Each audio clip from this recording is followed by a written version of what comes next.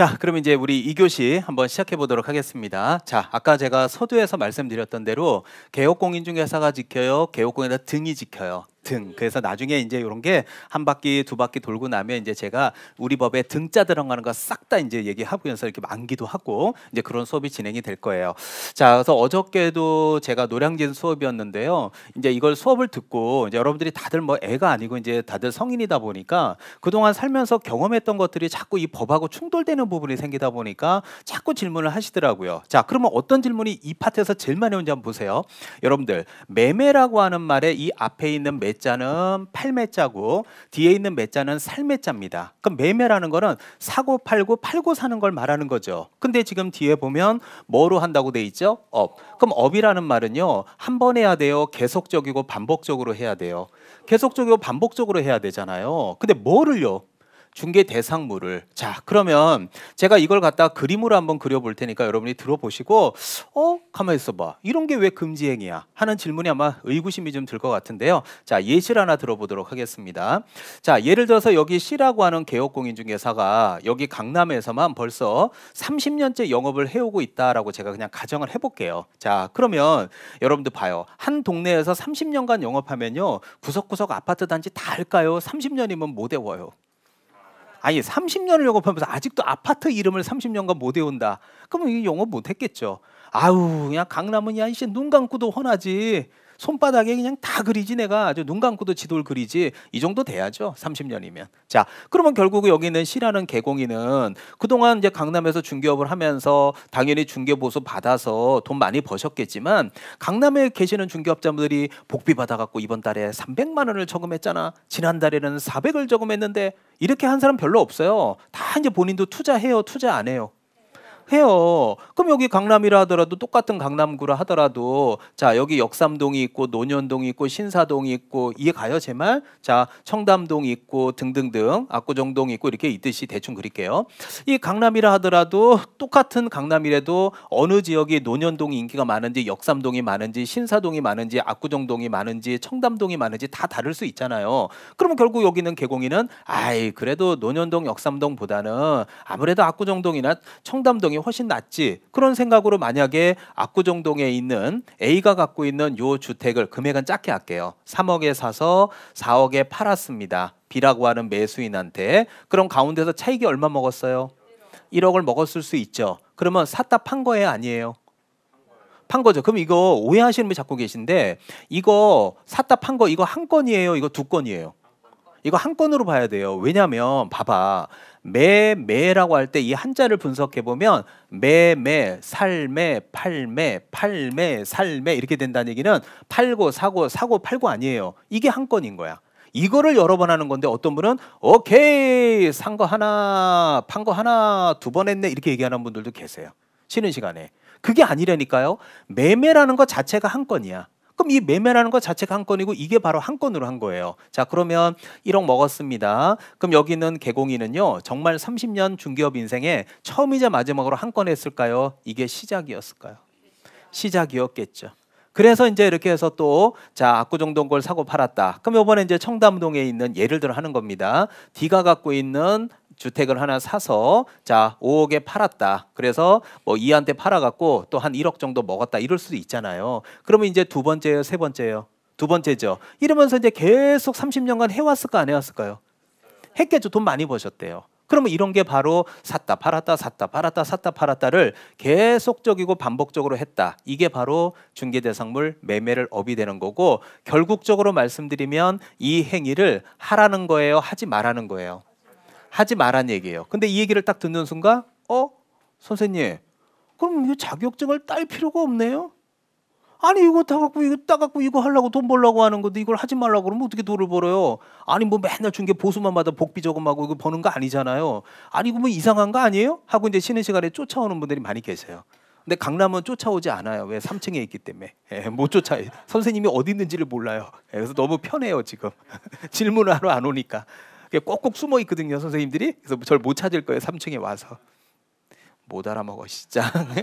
자, 하여튼 있어요. 삼척이 오면 못 찾아야 돼요. 숨어 있으니까 이러고 있어요. 가면. 자, 예, 절 못 찾을 거예요.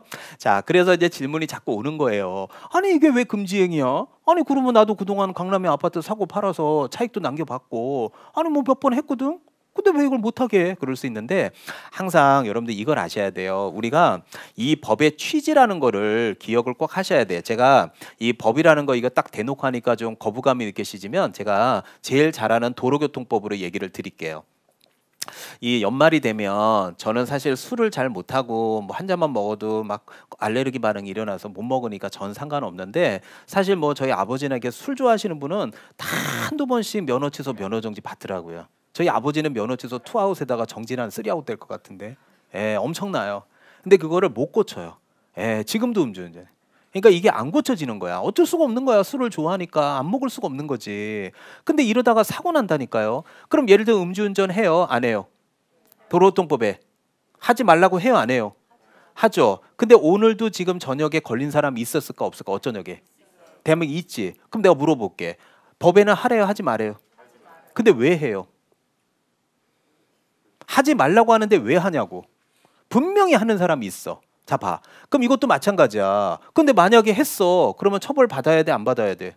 그래. 법에도 마찬가지야. 이거 해요? 하지 마. 하지 마. 그럼 안 하면 돼. 근데 하는 사람 있어? 없어? 있으니까 저한테 질문하는 거야. 제 친구는 이거 해서 돈 많이 벌었는데 왜 선생님은 하지 말아 하나요? 근데 이렇게 한 친구 있잖아요. 찌르세요. 그러면 한 1년만 갔다 올 거예요. 그러니까 법의 취지가 그래요. 그러니까 여러분들은 자, 일반인이에요? 전문인이에요? 전문인답게 어떻게 중개를 직업으로 할 거예요? 찍고 빠지고 강남에 집값 올리고 이거 할 거예요?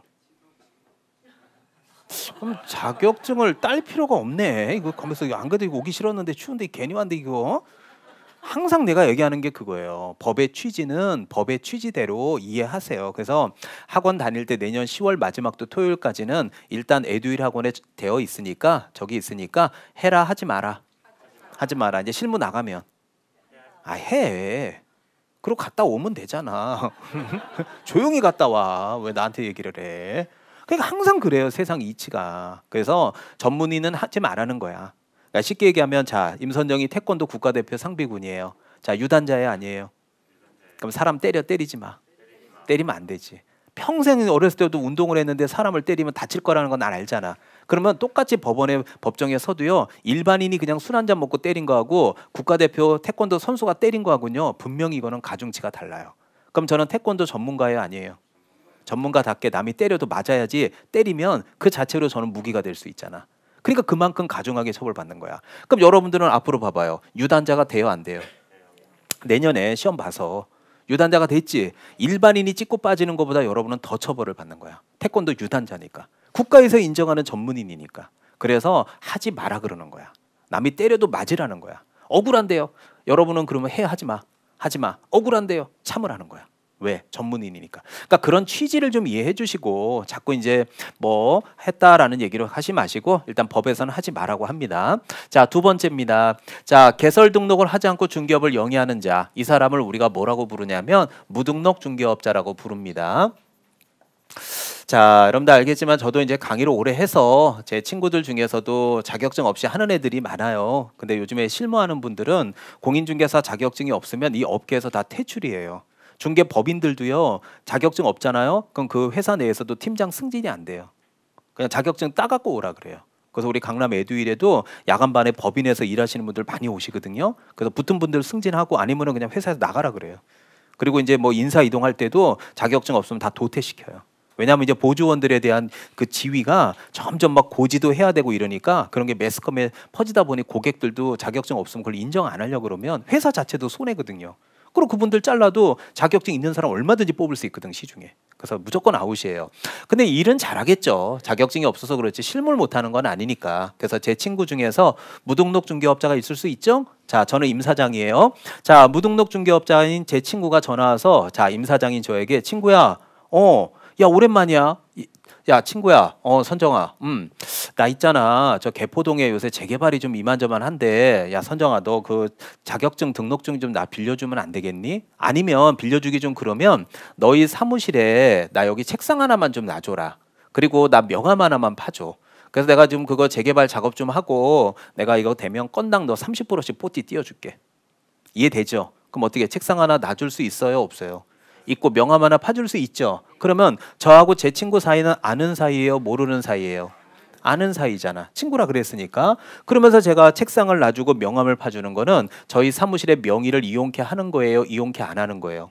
그냥 이런 게 대표적이야. 그래서 요거에 대한 취지 뭐 별로 중요한 건 아닌데 취지만 이해한다면 임사장인 저는 전문 직업인이 아니에요? 전문 직업이 맞죠? 그러니까 이렇게 불법적으로 하는 분하고 놀지 말으란 얘기야. 그래서 협조하지 말고 아예 끊어. 전문인답게 무자격자들하고 놀지 마. 이게 이 법의 취지예요. 자, 세 번째입니다. 자, 세 번째 여러분이 아까도 제가 힌트 줬지만 중개 보수 법적으로 많이 받지 말아라. 살해 증여 그 밖에 어떠한 명목으로든 이게 어떠한 명목 이것도 예전에 살해 문제로 나오고 그랬어요. 그래서 보수나 실비를 초과해서 자, 요거. 자, 뭘 받았어요? 그래서 예전에 아직도 기억이 나네요. 96년도 자 공인중개사 제 기억으로 8회 시험 정도로 알고 있는데 요때는 시험이 상대평가였어요. 예, 지금은 절대평가잖아요. 상대평가 문제였는데 아직도 기억나.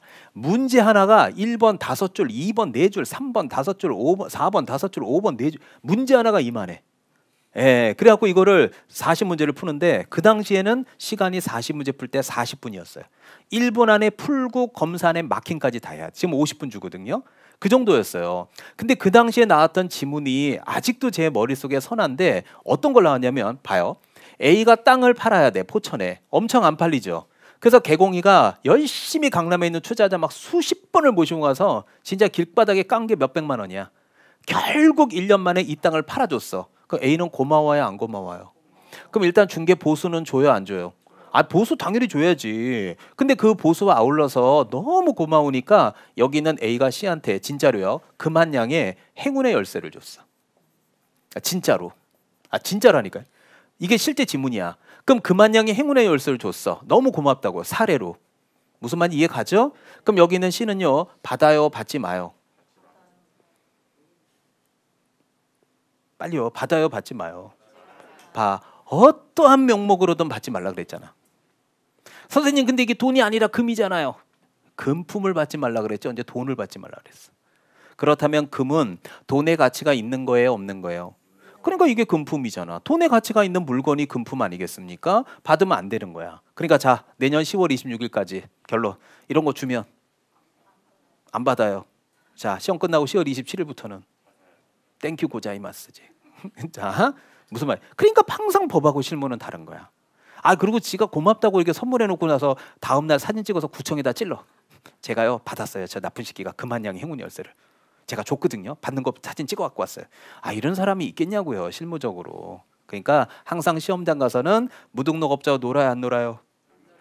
그럼 오늘부터 카톡은 차단하고 이해 가요? 그리고 강남의 아파트 사고 팔아요, 안 팔아요? 안 팔아요. 금 주면 안 받고 그래서 돈을 못 버는 거야. 여기 있는 걸 다 위반해야 돈을 벌어.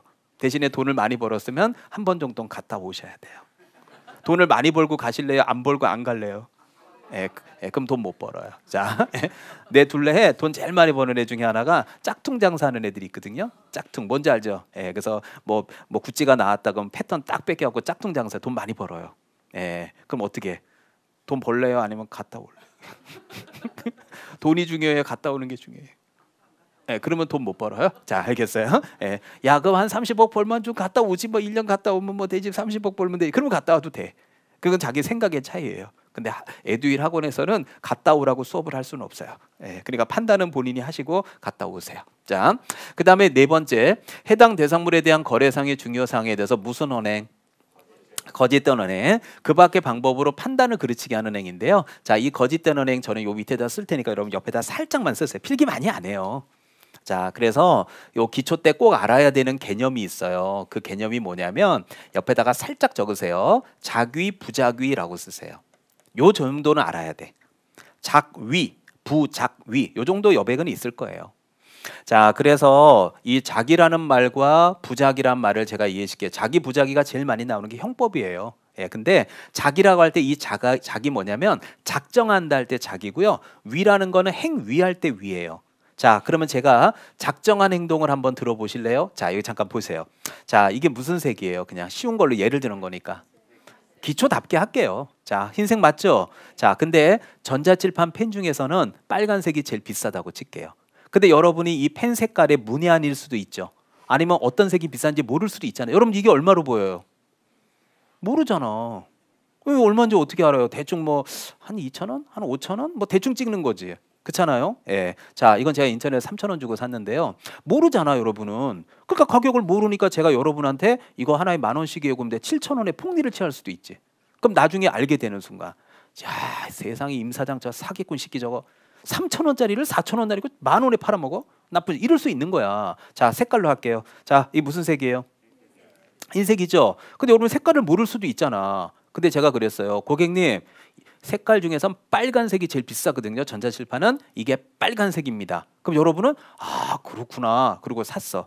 그러면 임선정의 이런 행동은요, 애초부터 속인 거예요, 안 속인 거예요? 기망한 거 맞죠? 그러면 제가 이거를 처음부터 빨간색입니다, 고객님. 이게 최고로 잘 써지는 펜입니다. 라고 한 거는 작정한 행동이에요, 아니에요? 작정을 했지. 아주 이게 무슨 빨간색이야. 전문가들이 볼 때는 말도 안 되는 소리지. 그러나 모르는 사람들은 아, 이게 빨간색이구나. 이게 속을 수 있잖아. 모르니까. 근데 부작이라고 하는 건 뭐냐면 이 부자가 한자로 무슨 불자예요? 안일불이니까 작정한 행동이 뭐다? 아니다. 자, 그럼 여러분이 고객으로 오셨어요. 자, 사장님, 네, 전자칠판 펜 좀 보여주세요. 색을 보여드렸다. 그랬더니 하는 말이 사장님, 이게 빨간색 맞죠? 물어보는 거야. 그래서 내가 아, 이거 어이가 없어갖고 가만히 있었다. 그랬더니 아, 3개 주세요. 그러더니 사갖고 가더라고. 그 3개 줬지. 그러더니 며칠 있다 와갖고 난리를 피는 거예요. 이 사기꾼 새끼야. 아니 왜 그러십니까 고객님? 그랬더니 아니 이걸 빨간색으로 팔아먹냐고. 아니 고객님, 여기 CCTV 보시면 알겠지만 저는 제 입으로 빨간색이라고 말한 적 없어요. 고객님이 들어와서 빨간색 맞죠? 그러더니 고객님이 3개 달라고 해서 가져가길래 준 거예요. 아니 그럼 그걸 얘기를 했었어야 될 거 아니야. 아니면 제가 뭐 사기를 쳤나요? 달래서 드린 거잖아요. 내 좀 장난해요 지금? 이런 법정에 가는 거야. 그럼 법정에 갔을 때 지금 임선정은 적극적으로 작정하고 빨간색이라고 얘기했어요. 가만히 있었어. 이런 게 바로 뭐냐면 고지하지 않았다, 알려주지 않았다 이런 거야. 이 땅이 그린벨트로 묶인 땅이야. 이해 가죠? 근데 여러분이 혼자 와갖고 아 여긴 풀린 땅 맞죠? 제가 살게요. 나 한 말도 안 했더니 사겠다고 사라 그랬지. 그래도 나중에 왜 사기치냐고. 그래서 이제 법정에 가는 거야. 그래서 결국 대법원의 판례는요. 지금 나오는 자기와 부작이 있잖아요. 요거 둘 다 거짓된 언행으로 보겠답니다. 이해 가죠? 그래서 이런 거는 이제 우리 기본서 과정에서는 판례들도 좀 보자고요. 요건 기초서니까 요 점도 개념만 가지고 가겠습니다. 자, 5번째입니다. 자, 5번째는 관계법령에서 양도 알선 등이 금지된 분양, 임대 등과 관련된 증서의 매매규환을 중개하거나 매매를 증서 동그라미 딱 치시고요. 옆에다 살짝 적으세요. 이렇게. 대표적으로 입주권, 철거민 딱지 말하는 거예요. 그리고 대표적으로 청약 통장. 근데 최근에는 뭐 여러분들도 부동산 경기 알지만 뭐 1순위 청약 통장이 없어서 집을 못 사고 그런 시즌은 아니기 때문에 뭐 그렇게 시험엔 안 나오더라고요 최근에. 그래서 또 오해하지 마시고요. 청약 통장 그러면 또 어떤 통장이야? 예금이야, 적금이야, 부금이야, 만능 통장이야 물어볼 수 있는데 전부 다 들어가요. 예, 뭐 국민주택 뭐 다 상관없어. 그냥 다 들어가. 그래서 여러분이 예를 들어서 청약 1순위 통장을 갖고 계신 분이 여기 계실 수 있나요, 없나요? 이따 쳐주세요. 있을 수 있죠. 그러면 임사장인 제가 자 광고를 내요. 자 통장 삽니다 이러고 광고 보고 연락 왔습니다. 그래서 제가 제안을 드려요. 선생님 통장에 있는 돈에 제가 2배로 살게요. 만약에 선생님이 통장에 500만 원이 들어있다면 제가 선생님한테 1,000만 원 드릴게요.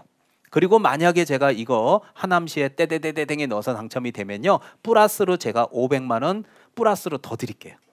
그럼 어때요? 솔깃해요 안 해요? 솔깃하지. 그래서 이제 제가 이거를 갖다가 청약 1순위가 넣었더니 피 1억 먹고 넘겼어요. 당첨돼서. 그럼 거기에서 이제 500만 원 또 보너스로 더 드렸어요. 이해 가죠? 그러면 임 사장의 이런 행위는 어때요? 전문 직업인다운 행동이죠. 남의 명의를 이용해서 공급 질서를 아주 그냥 문란시키는 아주 전문가다운 포스가 느껴지잖아요. 이런 거 하지 말란 얘기예요. 이게 왜 청약 통장을 만들고 하겠어요? 근데 그걸 사갖고 한단 말이야. 인터넷으로 접수하니까 모르거든요 얼굴을. 자, 그래서 이런 행동을 하다 적발되면 3년만 갔다 오면 돼요. 그래서 이런 과거에 불법 광고들 많이 있었죠. 그래도 다 사람들이 한단 말이에요. 자, 6번째입니다. 별표 3개. 자, 6번째 거 별표 3개. 자, 이거는 반드시 오늘 섭렵하셔야 됩니다. 자, 여러분들도 수업을 조금 더 참여할 수 있도록 유도를 제가 좀 많이 하고 있는데요. 자, 요 앞에 중개 의뢰인이라고 써 있는 거 보여요? 자, 요거 한 번만 여러분 입으로 얘기해 주세요. 자, 뭐라고 써 있다고요? 요게 포인트입니다. 그래서 직접 거래가 뭐예요 하고 물어보면 항상 중개 의뢰인이라는 말이 튀어나와야 돼요. 그래서 의뢰인과 거래하는 게 직접 거래입니다. 그리고 매도인 매수인 쌍방을 대리하는 거는 그냥 단순하게 의뢰만 받은 게 아니라 대리권을 수여받아야 돼요. 그래서 대리권을 수여받아서 매도인 쪽에도 대리권을 받고 매수인 쪽에도 대리권을 수여받으면 매도인 매수인 양쪽에 사고자 하는 팔고자 하는 가격을 알아요 몰라요? 알죠. 그럼 가운데서 장난짓거리 할 수 있어. 제가 매도인 쪽에 붙어가지고 매수인 피해 줄 수도 있고요. 매수인 쪽에 붙어서 매도인 피해 줄 수도 있잖아. 그래서 양쪽을 대리하는 건 안 돼요. 한쪽만 대리하는 건 가능합니다. 자, 근데 이건 별로 중요한 건 아니고, 자, 오늘 기초 강의 때 제일 중요한 게 직접 거래라는 개념을 가지고 먼저 개념 위주로 설명을 드리겠습니다. 자, 잠깐 보시죠. 이 직접 거래라고 하는 게 진짜 시험에 잘 나오거든요. 이번 35회 때 안 나와서 그렇지 이 금쟁이 33조 1항에서 가장 잘 나오는 게 직접 거래예요. 자, 예를 들겠습니다. A가 강남에 아파트를 갖고 있습니다. 자, 15억짜리라고 칠게요. 더 하면 머리 아프니까 금액 요 정도만 할게요. 자, 그런데 은행 이제 이자를 내야 되는데 뭐 코로나 이후에 조금 사업이 좀 기울면서 이자 내기가 조금 부담스러워져요. 그래서 이제 여기 이자도 좀 그렇고 뭐 또 회사도 좀 엉망이고 이러니까 팔아야 되겠다 생각 들 수 있죠. 그래갖고 이제 이 A가 자 개공이한테 찾아와서 집 좀 팔아달라고 부탁을 하는데요. 나름대로 이제 이거를 급매물로 좀 내놓고 싶은가 봐요. 제 말 이해돼요? 급매매면 싸게 해야 돼 아니에요? 그래서 이제 A가 C한테 그랬어요. 저 개공이님, 제가 일주일 안에 돈이 좀 급하거든요. 그래서 지금 집을 싸게 내야 되는데 지금 제가 네이버 검색해 보니까 한 15억 정도 하는데 가능할까요? 라고 물어보면 개공이는 아유 선생님 사정은 알겠는데요. 지금 15억에 내놓은 물건들이 꽤 돼요. 그래서 뭐 15억에 내놓은 건 정상가기 때문에 뭐 이게 뭐 일주일 안에 팔린다라고 제가 장담은 못 할 것 같아요. 그래서 만약에 꼭 팔고 싶으시면 싸게 내놓으십시오. 그래서 이제 여기는 C가 A한테 제안했죠. 그때 A가 그럼 얼마 정도 내놔야 돼요? 그래서 그럼 한 13억 정도면 될까요? 하고 제시했을 수 있죠. 그자 여기는 C가 A한테 딱 제안합니다. 오케이. 그러면 12억에 내놓으시면 제가 오늘 바로 제가 살게요. 그냥. 대신에 지금 급한 돈이 얼마입니까? 한 1억 정도 급하대요. 오케이. 그러면 계약금 1억 지금 바로 계약하시고요. 제가 바로 계좌로 싸드릴게요. 대신에 12억에 넘기시면 자 여러분이 A라면 어떻게 하실래요? 안 하실래요? 좀 팔자. 아니 팔아야 수업을 할 거 아니야. 안 판다 그러면 어떻게 수업을 해 지금? 자, 왜 마음이 아파요? 아니 뭐 A도 아닌데 왜 마음이 아파? 자 어떻게 팔 거야 안 팔 거야? 그렇죠. 팔았죠? 그 순간 이제 저는 고객하고 계약한 거예요 아니에요 임 사장은? 이게 직접 거래야. 근데 왜 이런 행동을 하지 말라고 하냐면 봐요. 그럼 이제 제가 12억에 샀어요 안 샀어요? 샀다 해요. 샀죠? 그리고 나서 이제 계약금 1억 건넸으니까 중도금하고 잔금 있잖아요. 중도금과 잔금은 석 달 뒤로 미뤄. 그래갖고 11억을 일시불로 지급하는 걸로 계약서를 써. 근데 이제 석 달 안에 이제 임 사장은 어떤 작업을 하냐면 당연히 강남에 있는 아파트 살려고 대기하고 있는 실수요자들이 있을까요 없을까요? 고객들이 있잖아. 그럼 이 사람들이 아파트 안 보고 다녔겠어요? 그리고 이 동네 아파트 15억인 거 알아 몰라? 알지 바보야. 네이버 들어가면 다 나오는데 아파트 시세 뻔한데요. 그러면 실수요자들은 다 뭘 찾아요? 싼 거 나오는 거 찾는 거지 무슨 아파트가 없어서 못 사는 거 아니에요. 강남 아파트 언제든지 돈 들고 살 수 있어요. 단지 좀 싼 거 찾는 거 아니야. 좀 저렴하고 이 산데 내려가는 거 아니야? 지금이 바닥이야? 바닥 아닌가? 이러고 있는 거예요 지금. 그러면 이제 전화해서 실수요자들한테 고객님 아니 얼마 정도면 사실래요? 그랬더니 저도 찾아보니까 한 15억 정도 하는데요. 한 14억 정도나 뭐 14억 언더로 나오면 저는 좀 남편하고 한번 생각해 볼 여지가 있을 것 같아요. 그러는 거야. 이해되죠? 오케이. 그러면 그냥 딱 쿨하게 하자. 자, C가 제안했어요. 13억이면 사실래요? 하고 물어보자. 여러분 실수요자야. 15억짜리인데 13억에 주겠대요. 좀 사자. 진짜 왜 계속 안 살라 그래? 사요 안 사요? 아니 2억 빼준다고 2억. 적어요? 아니 공짜로 달라 그러는 건 아니잖아. 그럼 13억이면 엄청 싸게 나온 거 아니에요? 초급 매지. 15억짜리 13억에 준다니까. 그래요. 그럼 사요 안 사요? 그러면 돈 받아요 안 받아요? 받아서 일시불로 받거나 어떻게 받아서 여기다 건네면 되잖아. 그리고 등기 넘길 때는 막바로 등기는 이렇게 넘기면 되지. 그럼 가운데서 얼마 먹었어요? 예? 1억 먹었잖아요. 아니 봐봐요. 얼마에 샀어요? 12억. 얼마에 팔았어요? 그럼 얼마 벌었어요? 그럼 됐잖아. 작아요? 아니 두 사람은 한 건에 1억 먹었으면 많이 먹은 거 아니에요? 이 정도면 됐잖아. 그럼 1년에 몇 건만 해도 연봉이 몇 억인데 이것만 하겠냐고요. 딴 것도 있겠지. 많이 버는 거지. 그러니까 이렇게 어떻게 해요? 전문가다운 포스가 느껴져요? 갔다 와야 되겠어요. 아니 뭐만 하면 가래 이제는. 그러니까 이런 걸 딱 듣는 순간 아니 선생님 아니 이걸 왜 못하게 해요? 나 이거 이해가 안 가네. 이러고 자꾸 나한테 와서 볶아. 그건 법에 있는 걸 얘기해 주는 건데 날 볶으면 어떻게 뭐 내가 뭐 법을 개정해 줄 수도 없고.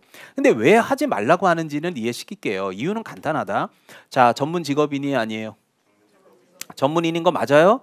전문인인데 여기 A가 지금 15억짜리 아파트를 12억에 왜 판 거야? 돈이 급해서 판 거지. 그러면 남의 급박한 사정을 이겨서 돈 벌어먹는 건 전문 직업인다운 행동이 아니에요. 하지 마. 그럼 우리는 어떻게 돈 벌어? 복비는 500이에요. 맨날 복비로만 버더래. 근데 실무에서는 할까 안 할까? 아예 하겠지. 안 하게. 이런 거 같으면 안 할 거야? 12억이 준대는데 난 할 거 같은데. 예. 그럼 할 거야 안 할 거예요? 예. 그 3년만 갔다 오면 돼. 그러니까 돈을 많이 벌었으면 갔다 오는 거야. 짝퉁 장사해서 많이 벌었으면 한 1년 갔다 오면 되잖아. 또 대신 돈 많이 벌었잖아. 오늘 지금 갔다 온 게 다 더하면 이제 무기징역이 될 거예요. 3년 더하기 3년 더하기 1년 더하기 이제 또 있어. 또 더해야 돼요. 기다려요. 또 더한다니까. 그러니까 그런 거야 세상이. 그러니까 자꾸 실무적으로 하고 있는데 막 이런 생각하지 말고 그냥 학원 다닐 때까지는 안 할게요. 하세요. 자, 그다음에 이제 7번째가 바로 소유권 이전 등기 보존 등기하지 않은 부동산이나 특히 권리 변동이 제한된 거 써 있죠. 대표적으로 하나만 쓰세요. 자, 하나 정도만 짧게. 그래서 대표적으로 토지거래 허가구역. 요거 이제 저하고 오늘 첫 수업이라 그래요. 저 뒤에 12장 가서 강의할 거니까 조금만 참아주세요. 아직 뭐 처음 오셔가지고 모든 걸 다 파악하지는 못했다고요. 그래서 이 토지거래 허가구역으로 지정이 되면 이 동네 토지가 거래가 되려면 시군구청장 가서 허가받아야 되거든요. 참고적으로 저희가 지금 얼굴 뵙고 있는 서울특별시 강남구는 토지거래 허가구역일까요? 아닐까요? 허가구역이에요. 그래서 허가를 안 받으면 사고 팔 수가 없어요. 여기 강남은. 근데 여러 가지 편법으로 임명계약서를 쓰고 근저당 설정하고 여러 가지 편법을 쓸 수 있죠.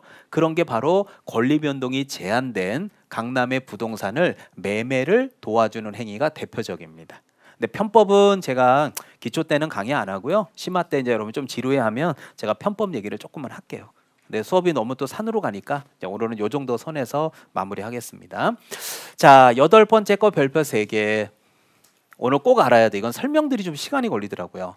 그 다음에 9번째 거 별표 3개. 잘 나옵니다. 요거. 요번 공인중개사 35회 시험에도 또 나왔습니다. 자, 그렇다면 이 8번과 9번은 시간이 좀 오래 걸리니까요. 설명을 좀 자세하게 하겠습니다. 읽어보겠습니다.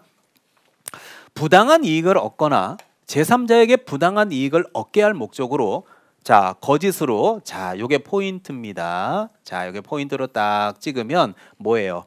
거래가 완료된 것처럼 꾸미는 등 중개대상물에 시세에 부당한 영향을 주거나 줄 우려가 있는 행위라고 되어 있죠. 자, 여러분들이 조금 참여하시면 그래도 오늘 집에 갈 때 조금이라도 기억이 더 날 것 같아서 제가 제안 한번 하겠습니다. 제가 요거 박스 친 거 있죠? 요것만 한번 입으로 읽어보세요. 시작. 그래, 이게 포인트예요. 거래가 완료된 것처럼 꾸며.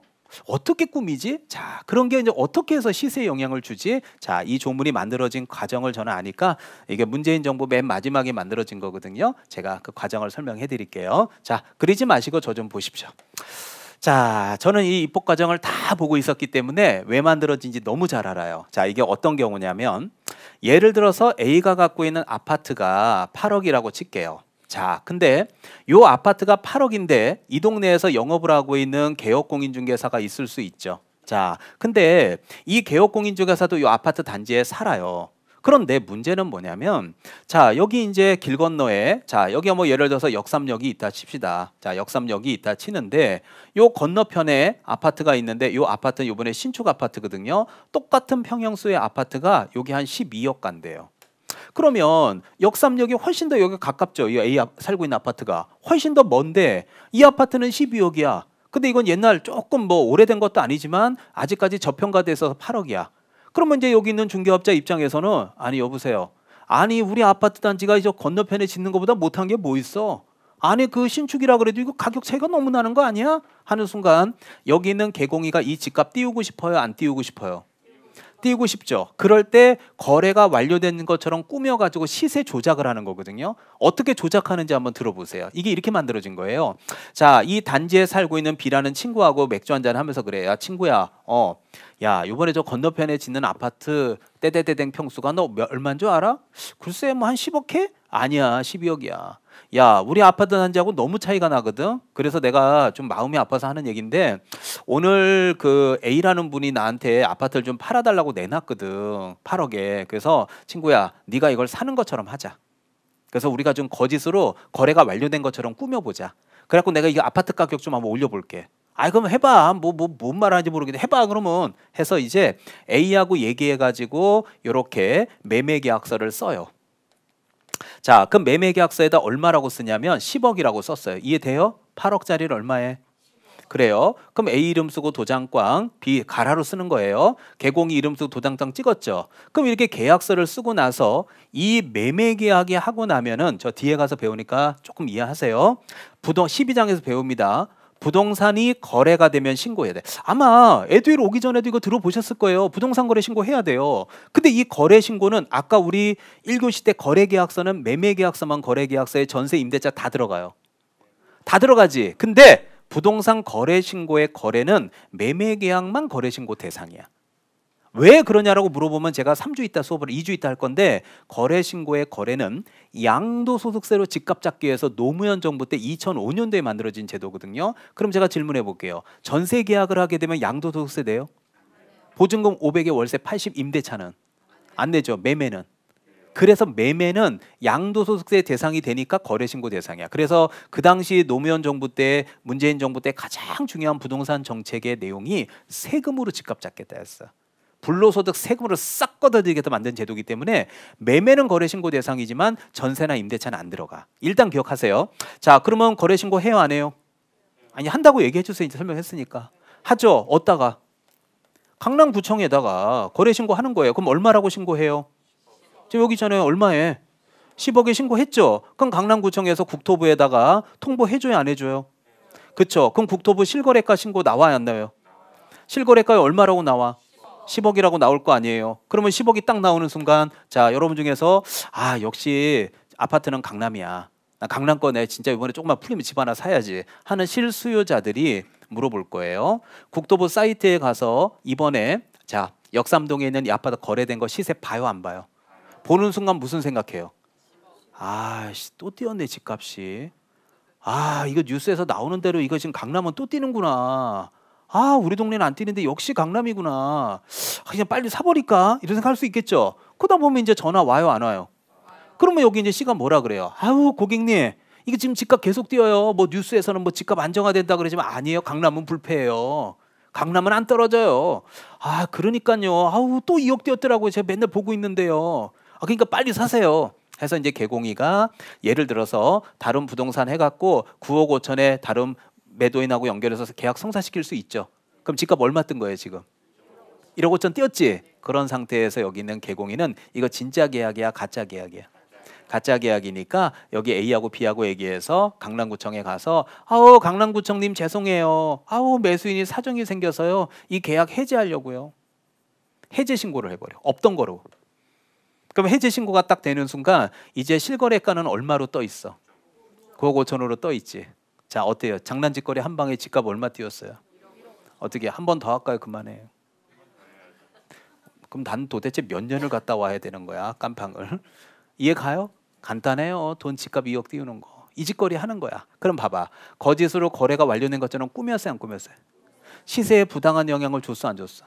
그래서 이제 이렇게 해제 신고를 싹 해버리는 거야. 그러니까 우리는 여러분들이 국토부 실거래가 신고를 딱 보면 또 올라가 이것도 가라라는 거야. 이렇게 중개업자들이 장난짓거리 하니까 참 대단하지 않아요? 나는 이런 분들을 보면서 이 조문이 만들어졌을 때 진짜 많이 생각했어요. 아니 이런 머리가 어떻게 생각이 나지? 나는 매일 밥 먹고 강의하는데도 생각이 안 나는데 대단하다고 느낀 게 이게 그러니까 공부하는 머리하고 남 사기치는 머리는 다른 것 같아. 야, 나는 진짜 거래신고 나왔을 때 지금 제가 2005년부터 20여 년 동안 이런 생각을 해본 적이 없어요. 근데 이 법조문이 나왔을 때 와, 이런 사람이 많았구나. 그래서 이게 입법화 시켰구나를 보면서 나는 꿈에도 그러니까 이쪽으로는 아닌 것 같아. 난 남 뒤통수 치고 사기치는 쪽으로는.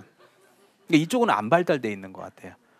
대단해 진짜. 자, 그리고 9번째 거는 이제 읽어드릴게요. 단체를 구성해서 특정 중개 대상물에 대해서 요 블랭크 처리하는 게 뭐예요?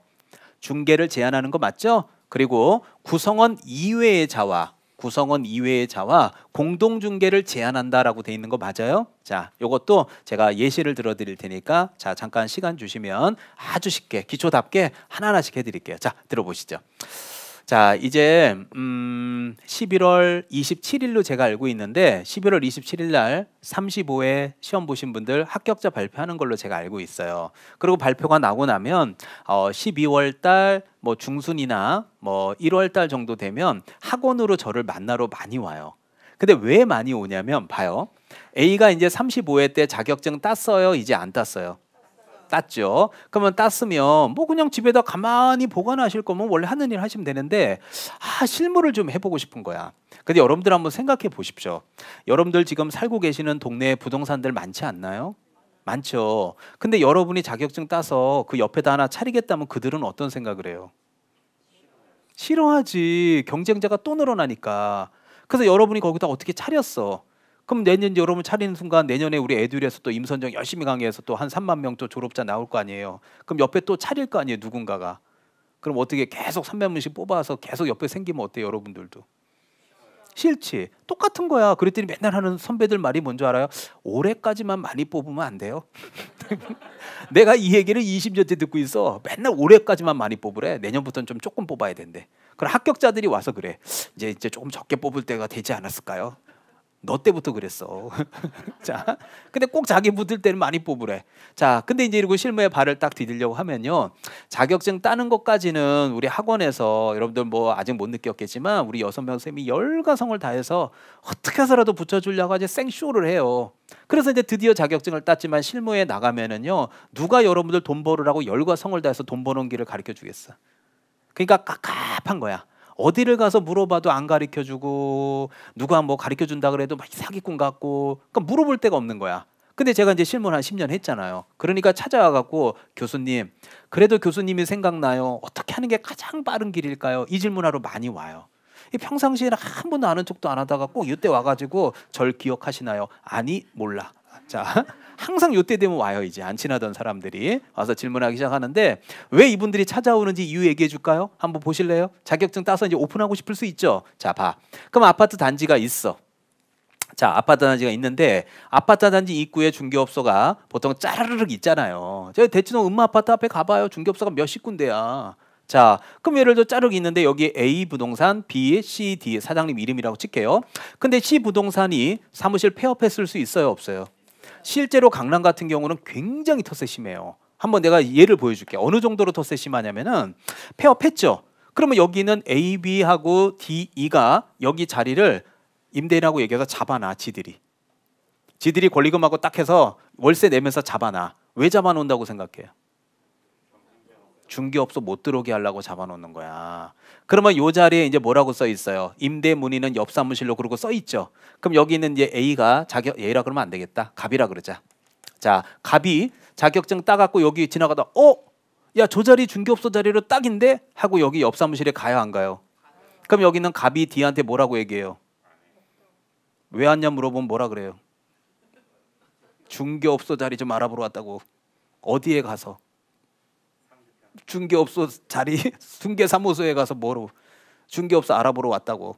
어디다 차릴 거냐고 뭐라 그래요? 네 옆에다 차리려고 왔다고. 그러면 여기 있는 D가 뭐라 그래요? 아 여기는요 중개업소 못 들어와요. 못 들어오고요. 여기는 저희들이 잡아놓은 자리라서 중개업소 빼고 딴 거 세탁소 하셔도 돼요. 다른 거 못 들어와요. 아니 못 들어오는 게 어딨냐고. 아유 그래서 저희들이 그 얘기 할까봐 임대료하고 얘기해서 잡아놨어요. 저희들이 월세 내고 잡아놨고요. 그러니까 이거 못 들어오시니까 중개업소는 여기 대치동 이런 데 얼쑤거리지 마시고 저 딴 데 가서 하세요. 뭐 맨날 뭐 10만 원씩 뽑아가고 시험제도 이러면 안 돼요. 이제 그만 뽑아야지. 왜 날 째려보는 거야? 아니 뭘 10몇만 명씩 뽑아서 다 죽이겠다는 거야? 뭐야 이제 그만 뽑아야 될 거 아니야? 이런 이게 현실이야. 그럼 어떻게 이제 그 얘기 들으면 어떻게 해요? A 갑은 어떻게 해요? 왜 땄을까요? 자격증을. 이게 현실이야. 근데 어떻게 그래도 해야 되겠어요? 안 해야 되겠어요? 해야 돼요? 그럼 여기는 갑이 그래요. 아니 사장님, 아니 혼자 먹고 살지 말고 좀 같이 먹고 삽시다. 아니 뭐 그렇게 그냥 터부시하고 그러십니까? 아 그러면 안 된다고만 하지 말고 되는 방법은 뭐예요? 그러면 그죠? 여기는 A, B, C, D가 뭐라, A, B, D가 뭐라 그래? 아니 그러면 저희들이 이거 회원업소예요. 아니 갑자기 눈이 동그래지네. 자 어때? 회원업소에 아니에요? 지들끼리 똘똘 뭉쳐. 회원 수첩도 있어. 비회원하고 거래하면 강제 탈퇴다 이런 것부터 시작해갖고 어마어마해요. 이 회원 수첩까지. 예. 그럼 여기 이제 이 사람은 회원이야, 비회원이야? 아, 뭐 회원이 아무것도 아니지. 자격증만 달랑 딴 거지. 그러니까 뭐라 그러냐면 A, B, D가 그러면 들어오실 거면 회원 가입하세요. 아, 그러면 가입하면 되잖아요. 어떻게 하면 돼요? 그랬더니 4천만 원 주세요. 가입시켜 드릴 테니까. 왜 4천이에요? 그랬더니 저희들한테 1,000만 원씩 주시는 거예요. 그리고 권리금은 저희들이 잡았으니까 별도고요. 그리고 월세는 이제 한 달에 400씩이고요. 권리금 얼마인데요? 1억이요. 네, 들어가실래요? 안 들어가실래요? 예? 그럼 강남에 안 할 거예요? 진짜? 근데 이런 텃세가 어마어마하게 심해. 아, 근데 아닌 데가 없어. 왜냐면 이게 그래서 여러분들도 학원 다닐 때는 우리 강사들이 막 열과성을 다해서 이렇게 붙여주지만 실무에 딱 나면 열과성을 다해서 여러분을 실무 가르쳐주는 사람이 없어.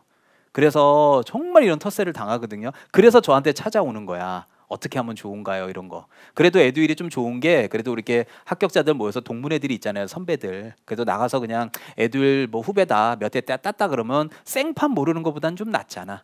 그래도 그나마 에듀일이라는 어떤 매개체가 있으니까 말 건덕지라도 있잖아요. 저 강남학원 다녔는데 그래요? 저도 강남학원인데 먼 건덕지에 있으니까 좋은 점은 있어요. 그럼 이렇게 한단 말이야. 그럼 여기 있는 갑은요 물어볼게요. 어떻게? 그래도 이거 4천만 원 주고 들어갈래요? 안 들어갈래요? 좀 들어와요? 안 들어와요? 아니 안 들어간다고 해줘요 이번에는. 자, 안 들어가겠죠? 그럼 여기 있는 갑이 어떤 생각해? 오케이, 저는요. 자 이제 저는 비회원으로서 내 들어서 내 길 건너에다가 내 여기 하나 어디 보이지도 않는 자리에다 사무실 차려요. 차렸어요? 안 차렸어요? 그럼 이제 매물이 있어요? 없어요? 없죠. 그런데 만약에 고객이 왔죠. 그럼 여기다 전화해요? 안 해요? 해면 뭐예요? 여기 봐봐요. 단체 구성원 외자와 공동중개를 뭐 한다? 제한. 그러면 여기 혹시라도 전화하면 여기 뭐라 그래요? D나 E가. 저희는요 회원업소가 아니면 공동중개 안 해요. 혹시 비회원이시잖아요. 길 건너편 부동산 맞죠? 대성부동산. 네. 아 그럼 비회원신이네요. 비회원하고 저희는 거래 안 해요. 이런 게 바로 공동중개 제한하는 거야. 그럼 여기는 이 사람은 들어가는 것도 못 들어오게 해. 공동중개 하자 그래도 잘라버려. 그러면 이제 어떻게 돼요? 오케이. 내가 이 자격증 따갖고 내가 문 닫을 줄 알아? 내가 끝까지 해. 그러면 매도인도 확보하고 매수인도 확보하고 드디어 3년 만에 그래도 자리 잡을 수 있어요? 없어요? 있죠. 그 사이에 이제 또 에듀윌에서 합격자들이 이제 후배들이 또 나와요? 안 나와요? 그럼 후배들도 여기 가서 이제 텃세 당해요? 안 당해? 텃세 당하겠죠. 그럼 후배들이 딱 모여갖고 이제 여기가 비회원파가 만들어지는 거야. 그래서 강남에 이제 두 파가 된 거야. 이해 가죠? 그러면 또 후배들이 나와? 안 나와? 그러면 여기 비회원파는요 그 텃세 받은 거 있으니까 나중에 후배들이 오면 무료로 받아줘요. 여기는 4천이지만 여기는 3천이에요. 또 이제 지들도 텃세 받아놓고 이제 텃세 받은 것도 텃세 부려. 그럼 여기는 후배들은 어떻게 4천만 원짜리 가입할래요? 3천만 원짜리 가입할래요? 아니지. 3당을 창설하는 거지. 그래서 항상 이 정치 발언 아니에요. 여야 3당이 있잖아. 이해되죠? 그래서 이제 3파가 되는 거야. 그럼 이제 후배가 또 나와. 이제 어디로 가? 이제 파란만장한 시대가 펼쳐져. 36개 합격생 여러분 어디로 갈래요 이제? 뭘 어디로 와? 임선정한테 와서 상담을 받으러 오는 거지. 이 현실이 막막하니까. 이런 일이 정말 많아요. 어때요? 텃세 엄청나죠? 그래서 봐봐. 단체를 구성해서 단체를 구성해서 자 대상물에 대한 중개를 제한하거나 단체 구성원 외자 비회원업소하고는 저희는 공동중개 안 해요. 엄청나요 이 텃세가. 그래서 저는 이게 왜 만들어진지 알거든요. 그래서 요 내용에서 8번의 핵심은 뭐냐면 시세. 그 다음에 9번의 핵심은 뭐죠? 단체. 이런 말들이 나오면 33조 1항의 8호와 9호라고 생각하시면 되겠습니다. 자, 이제 33조 2항으로 갈게요. 자, 아까 제가 서두에서 힌트 드렸죠? 자, 시작하자마자 뭐예요? 제목이? 누구든지. 자, 누구든지 딱 나오면 누굴 생각해요? 아까 모두 단대 타겟이 있었잖아. 부녀회장. 그래서 아까 제가 힌트 주고 갔잖아요. 이것이 끈단에. 자, 그럼 읽어보면서 하는데 자, 누구든지 시세에 부당한 영향을 줄 목적으로 누구의 개업공인중개사 등의 업무를 뭐 하면 안 된다. 방해해서는 안 된다고 써 있죠. 그러면 개업공인중개사 업무를 지금부터 뭐 해야 되겠어요? 방해하는 모습을 한번 지켜봐야 되겠죠. 어떻게 방해하는지 제가 그림 하나 그리면 다 확실히 해결됩니다. 자, 저만 보시죠. 자, 이번 공인중개사 35회 시험에 나왔습니다. 자, 36회 때도 또 나올 수 있으니까 개념을 잡으세요. 자, 칠판 자 그려드릴게요. 되게 쉬워요 이거. 뭐냐면 이거 실무 해보면 알거든요. 뭐냐면 이런 거예요. 자, 아까도 제가 힌트 드렸어요. 자, 이 아파트가 얼마였어요? 8억이었던 거 맞죠? 길 건너 아파트 얼마였어요? 12억이었던 거 기억해요? 예, 그래요. 그러면 여기 이제 이 아파트 단지 입구에는 부동산 업소들이 짜르르 있는데 제가 4개만 할게요. A 부동산, B 부동산, C 부동산, D 부동산인데 이 아파트 단지에는 부녀회장님이 있을까요? 없을까요? 그렇죠. 부녀회장님을 예를 들어서 기억하시면 돼요. 그래서 여기 부녀회장님께서 A 부동산에다 전화했습니다. 저 A님, 네. 아 저기 지금 요번에 저 건너편에 저 신축한 저 아파트 지금 분양가 이때 대행해서 지금 12억에 거래되고 있는 거 알고 계시죠? 아 예 알고 있죠. 아니 근데 우리 아파트가 여기 역삼역도 훨씬 가까운데 우리 아파트가 너무 저평가된 거 아닙니까? 아니 우리 가격 내 아파트 우리가 지켜야 되는 거 아닙니까? 이게 무슨 행위예요? 무슨 행위? 담합. 아이고 우리 아파트 우리가 지켜야지 누가 지켜줍니까? 그래서 우리도 그 담합합시다. 그래서 우리 아파트 있잖아요. 봐봐요. 12월 1일부터 10억으로 올립시다. 아니 우리가 뭐 안 될 게 뭐 있어? 여기 역도 훨씬 가까운데 여기 훨씬 먼데 여기가. 자 10억으로 올립시다. 그럼 여기 있는 A는 뭐라고 얘기하냐면 저기요 부녀회장님 아니 왜 아침부터 전화해서 자꾸 저한테 이래라 저래라 하십니까? 제가 당신 직원입니까? 아니 내가 알아서 내 사업하는데 왜 아침부터 전화해서 대바람부터 이래라 저래라 하고 그러는데 이해를 못하겠네. 그럼 부녀회장님은 죄송하다 그래요. 네가 더 이해가 안 간다. 아니 난 당신이 더 이해가 안 가요. 당신도 여기 산대매요 아파트에. 그럼 가격이 올라가서 당신 나쁠 게 뭐 있어요. 집값도 뛰고 복비도 더 받을 텐데. 아, 난 당신 이해가 안 가요. 아니 그건 내가 알아서 할 테니까 당신이 나한테 이래라 저래라 하지 말아요. 당신 내 상사냐고. 왜 아침부터 전화 와서 난리 피냐고.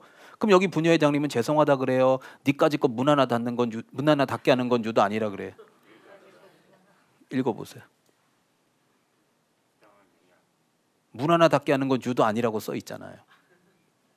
내가 반상회 가서 내가 당신 부동산 내가 못 가게 할 거야. 내가 가만히 있나 봐봐 아주 그냥. 내 부녀회장 타이틀 걸고 내가 당신 문 닫게 할 거야. 내가 아주 그냥. 그게 뭐예요? 특정 계공의 중개 의뢰를 뭐 하겠다? 제한하겠다. 자, 그러면 여기 이제 부녀회장이 잘 봐요. BCD 부동산 갔어요, 안 갔어요? 이해 가요? 예? 여기다도 전화했겠죠? 그래서 12월 1일부터 10억에 올리라 그러면 BCD 부동산은 아유 뭐 가격 올라가면 좋죠. 복비도 많이 받고 뭐 좋죠. 자, 두 번째 거 읽어보세요.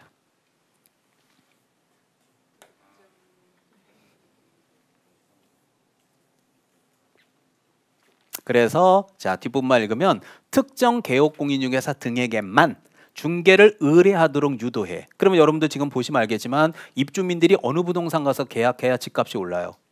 BCD. 그걸 얘기하는 거야. 이해 안 될 거 뭐 있어? 자, 그럼 부녀회장 입장에서는 봐봐요. A가 이뻐요. 자, 미워요. 밉죠. 얘네들은 이쁜 거 맞죠? 예. 그래서 자, 요거부터 할게요. 그럼 부녀회장은 이제 몇 월 며칠부터? 12월 1일부터는 얼마 아래로? 10억 아래로 내놓지 말자 그랬죠? 자, 그러면 세 번째 거 속으로 읽어보세요.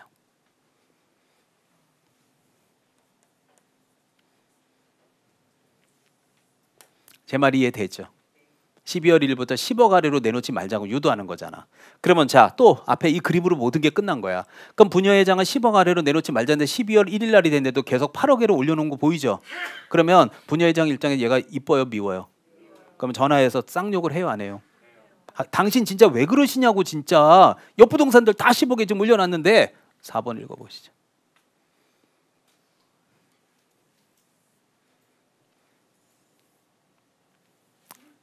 제 말이 이해돼요? 정당한 표시 광고를 방해하는 거지. 당신은 왜 그러냐고 도대체. 이런 거 아니에요. 자, 근데 더 웃긴 거 얘기해 줄게요. 자, 그렇다면 자, 지금 12월 1일부터 얼마에 올렸어요?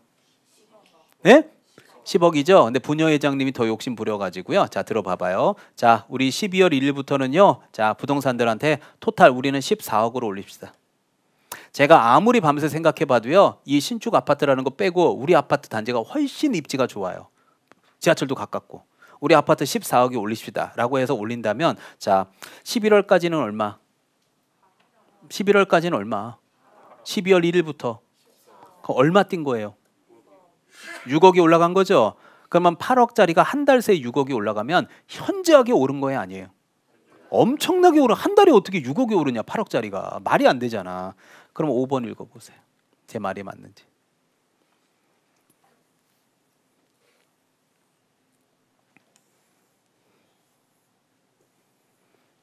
제 말 이해 가죠?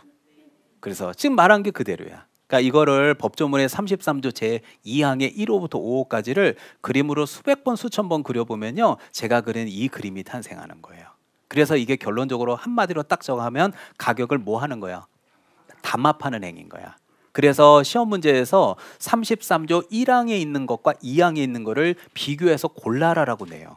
그래서 2항에 있는 걸 고르라 그러면 누구를 떠올리면서 골라야 돼요? 부녀 회장님을 잘 떠올리면서 고르면 되게 쉽게 풀 수 있고요. 이제 그런 거를 암기하는 거는 이제 제가 앞으로 암기법을 많이 총동원하도록 하겠습니다. 일단 개념은 잡히죠? 네, 넘어가겠습니다.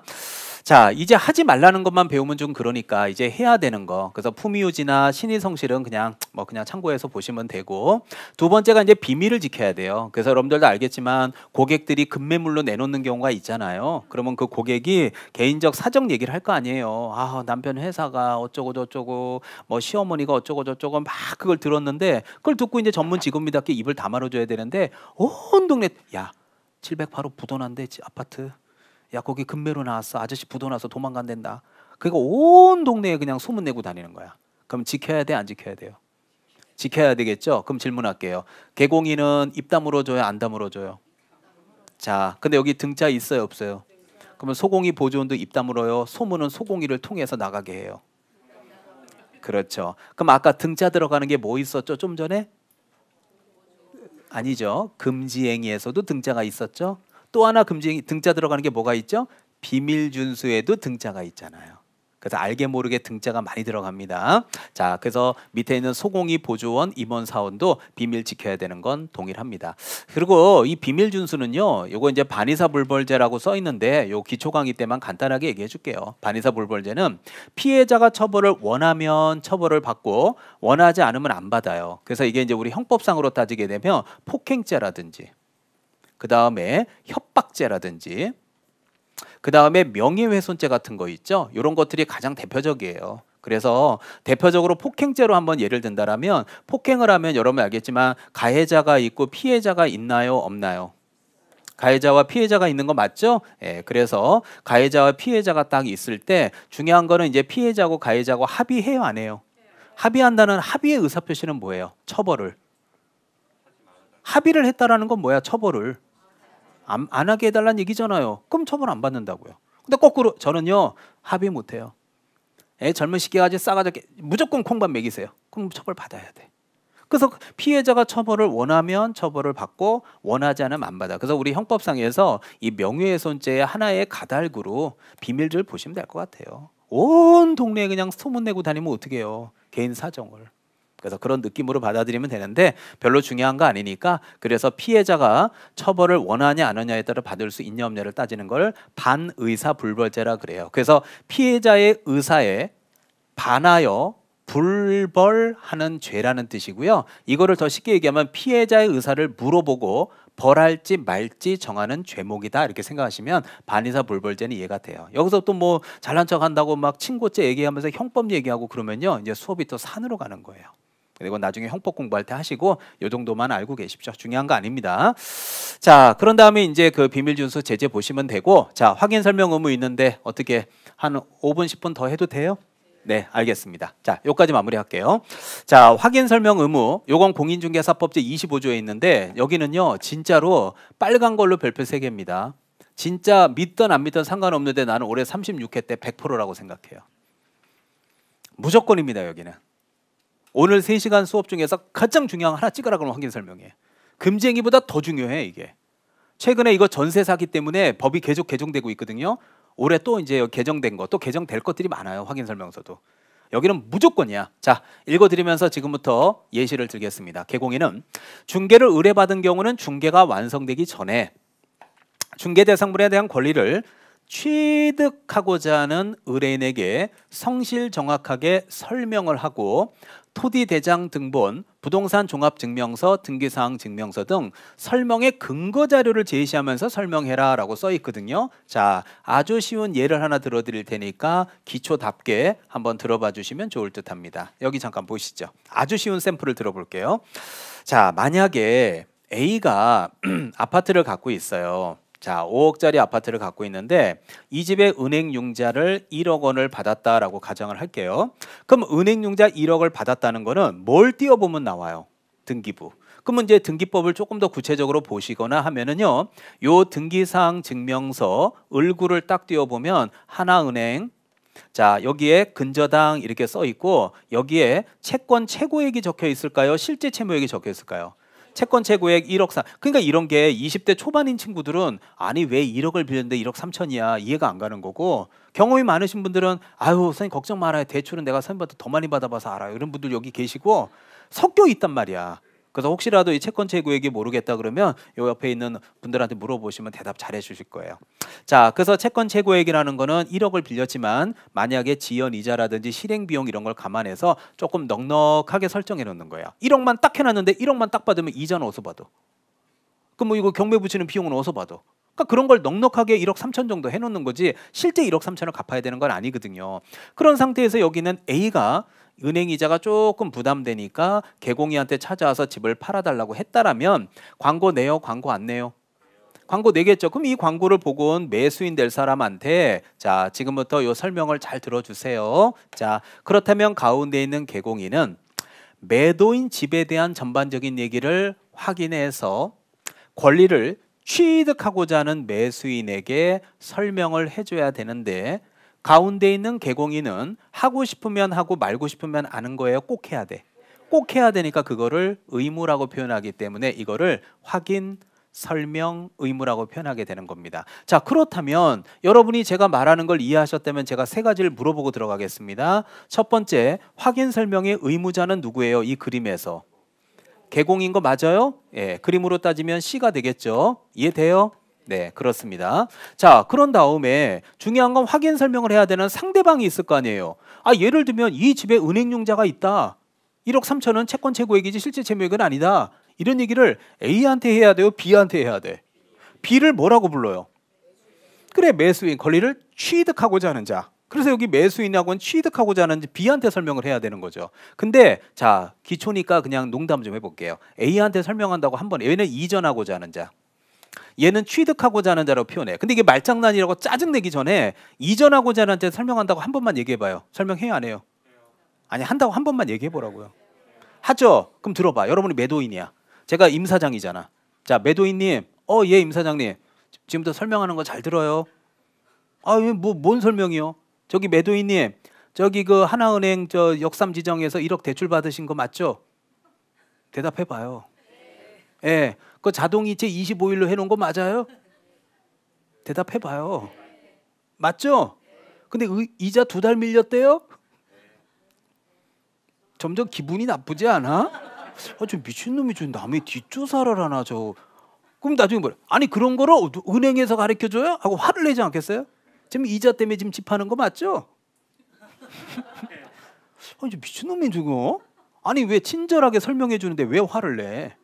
친절하게 성실하게. 그러니까 시험을 볼 때 이거를 이전이라고 냈는데 아우 짜증나, 취득이래, 아우 말장난, 아우 중개사법 짜증나, 이런 사람은 기초를 안 들어서 그래.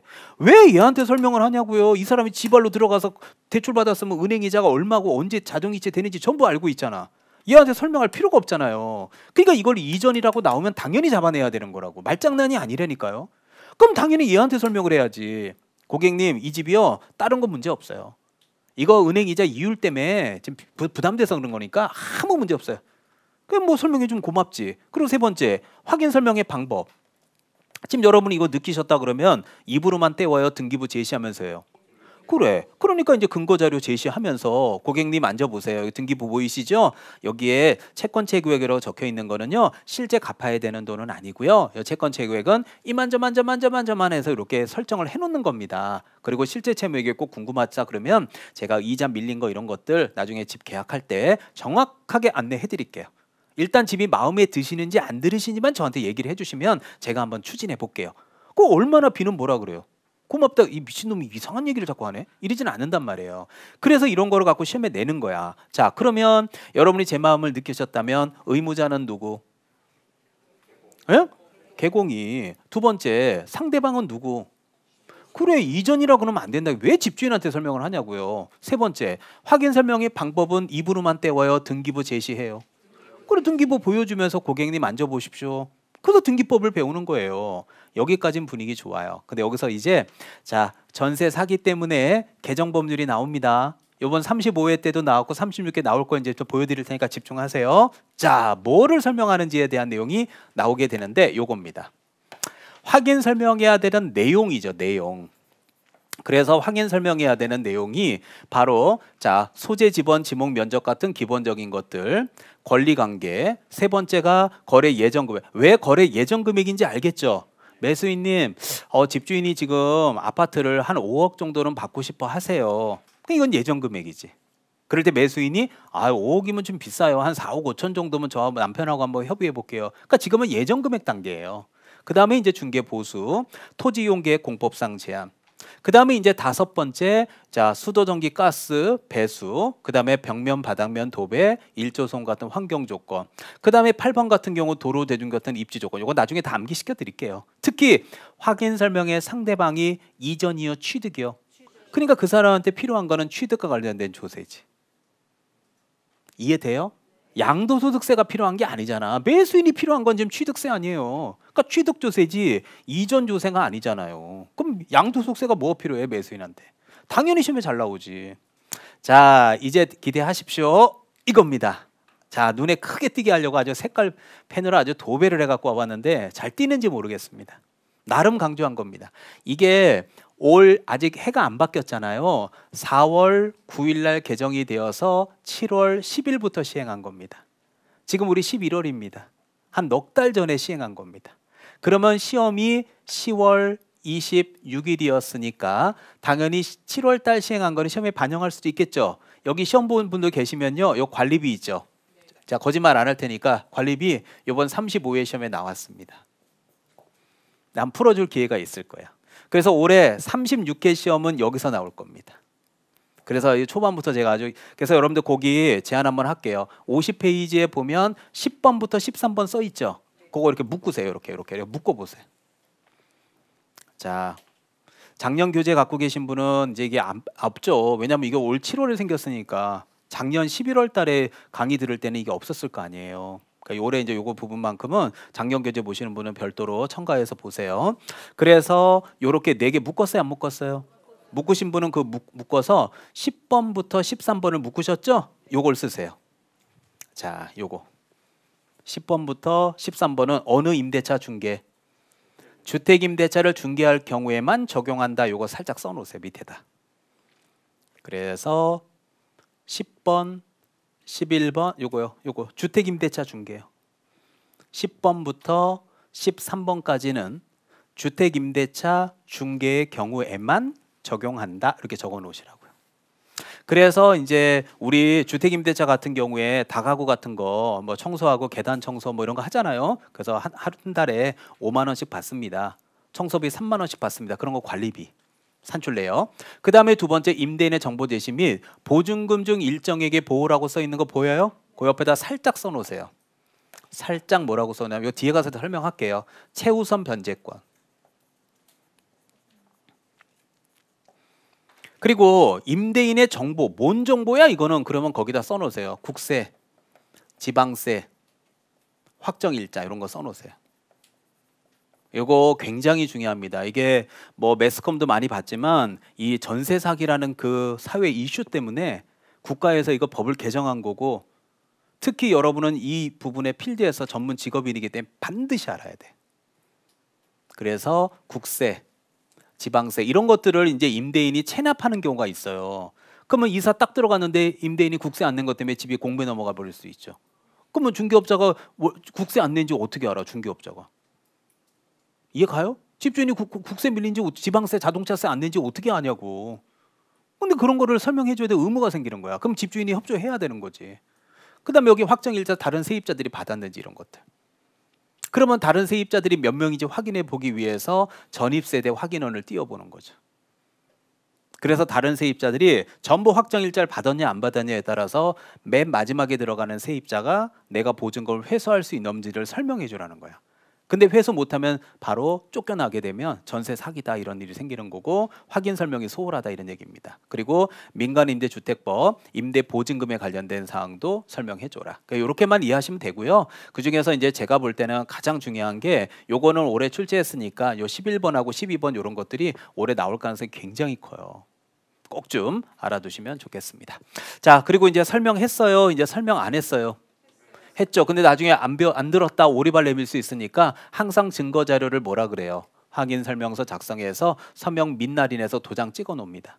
그리고 나서 당신 증거 있어 임 사장? 하고 시비 걸 수도 있으니까 몇 년간 보존해요.